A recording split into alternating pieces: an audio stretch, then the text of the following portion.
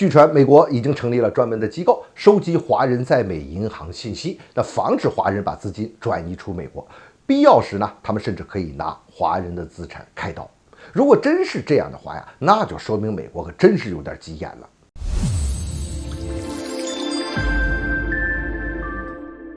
欢迎来到张斌观察，我是张斌。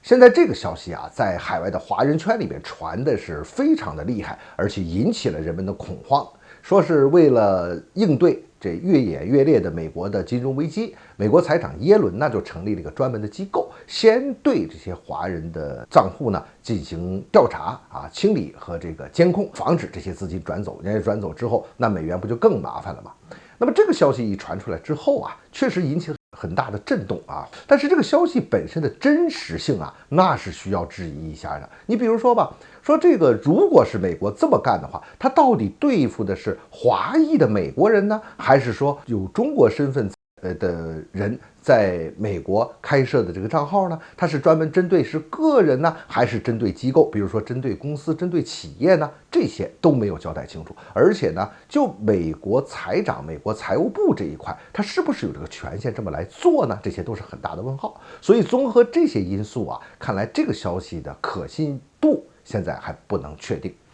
但是从另外一个层面来说，美国有没有可能用上这一手呢？急眼之后真干出这一手，这种可能性是完全是有的。而且历史上美国不就这么干过吗？你看当年他对日本对这个日裔美国人，包括在美国的日本人，对他们的不要说个人财产了，就连他们人身都剥夺了他们的自由，把他们弄进集中营里边去了嘛还别说日本人了，在被送入集中营的有些呢都是3代美国人了，只不过他是日裔。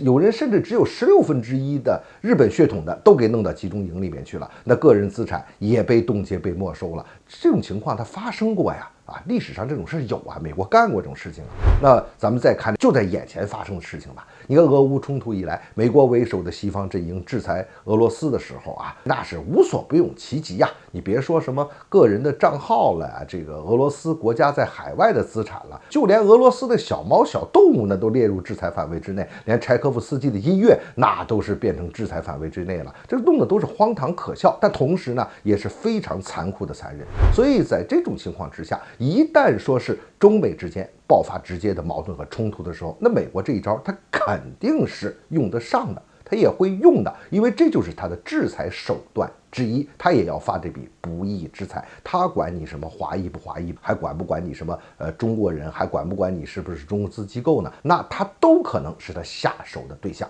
他这么做呢，一来呢，他要发他这个不义之财，那肯定这是一笔不少的钱那这个美国人肯定不会放过这一块钱的。另一方面呢，他这个也有一定的政治效应，因为他这么一干他其实就是会制造你这个中国人和整个华裔之间的这个内部的矛盾。你想想，如果这些华人的这些资产被美国这个剥夺了，有相当一部分人他会反过来，他会怪罪你中国在做了这样那样的事情，这不就造成内部矛盾了吗？这么一来，就等于说是动摇了你的军心，那这不就是美国他要达到的政治目的吗？所以综合几方面的因素来看现在传出来这个消息，它还真是